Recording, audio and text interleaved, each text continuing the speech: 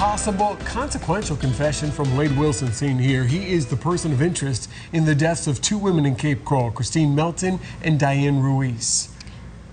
His ex-girlfriend, Melissa Montanez, claims he owned up to the murders over the phone when he called her from jail yesterday. Well, tonight we asked the lawyer if this potential confession could hold up in court. Let's get right to Fox 4's Jillian Hartman, live outside the Lee County Jail with the details. Jillian? Well, Jane, the lawyer I spoke with says every inmate who's taken into custody is read their Miranda rights. Are also told that the phone calls they make from inside the jail are recorded for security purposes, which means Wade Wilson's possible confession could be used against him in court.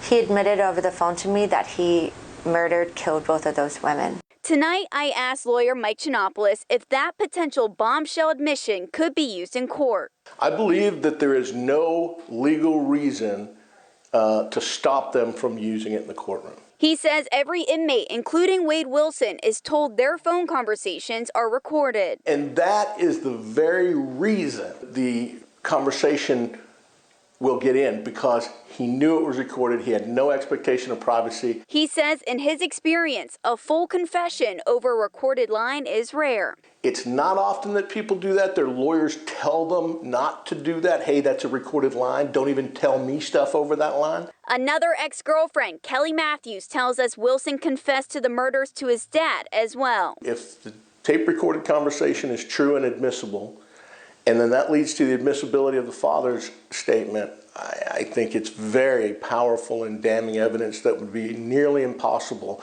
for defense to overcome with a jury. Tonight, we are still working to confirm that phone call between Wilson and Montanez happened yesterday.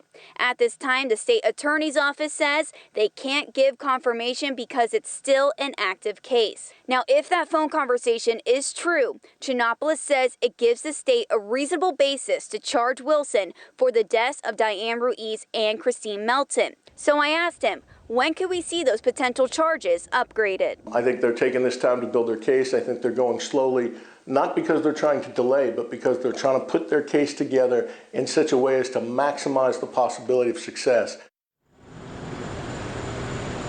Now, the lawyer also tells me that Wade Wilson could face a death penalty in these two cases. He says if the recorded conversation is real and if the judge rules it admissible, he thinks Wade Wilson will likely take a plea deal. Now, tonight, Wade Wilson remains in the Lee County Jail. Reporting live in Fort Myers, I'm Jillian Hartman, Fox 4, in your corner.